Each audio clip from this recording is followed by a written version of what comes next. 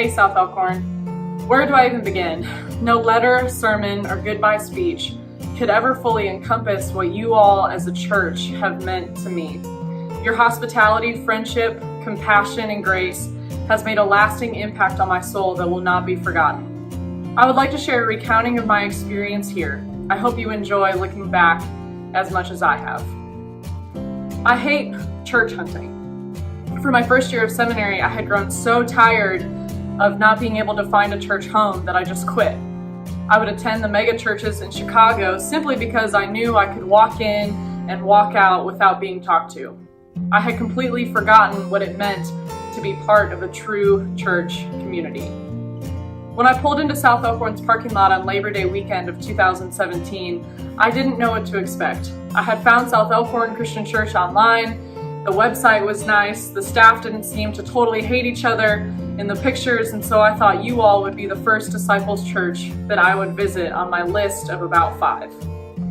I sat in my car for a few minutes because I knew I was early and figured if I went in too soon, I would stand out like a sore thumb. And I know how pastors work. They have eyes for those people. I wanted to fly under the radar. So around 10:25, I considered driving back to school and not going in at all, but I turned my car off, got out, and I walked into the church building for the very first time, a church building that would soon be home. I sat towards the back, again hoping to go unnoticed. It was then a woman sat down next to me. Oh brother, I thought, here we go. You must be new here, the woman said. Yes, ma'am, I replied, knowing that I should probably say ma'am because I have moved to the South after all. Well, welcome, she said. My name is Velda Staggs. Now, I definitely knew I was in the South because I had never heard a name like that growing up in Wisconsin before.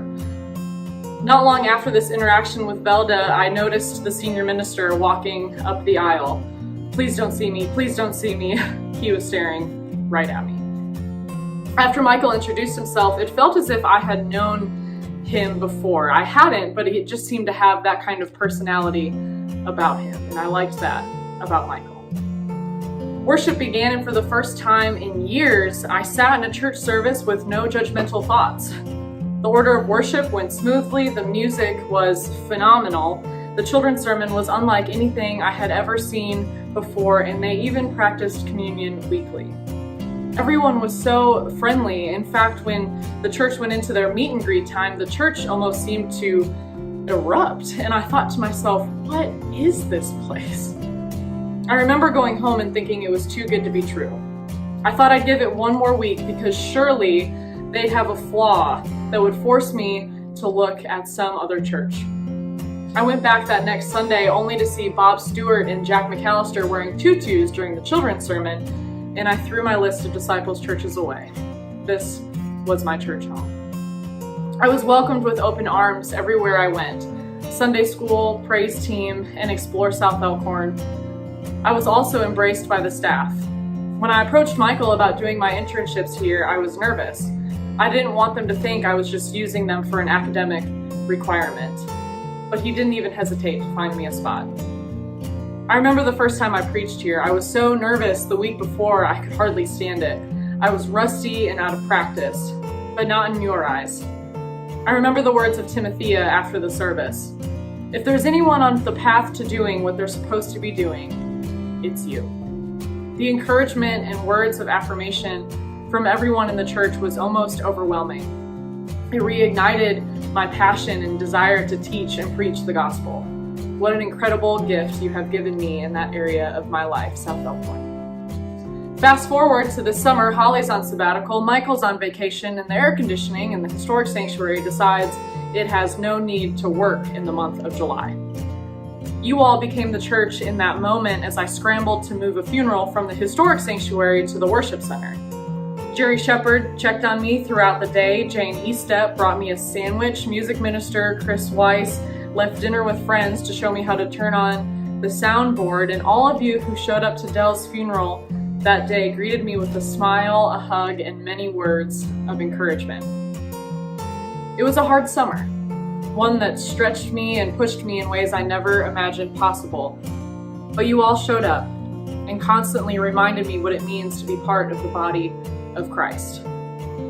There are so many more memories that I can mention, like me and Mary Lewis backing into each other in the parking lot, mentoring Kate Kilpatrick, meeting the esteemed Paul Sears, and let's not forget those chili cook-offs. In this last year of seminary, I have prepared to get married, get ordained, and move away from Lexington, and you all have continued to love and support me.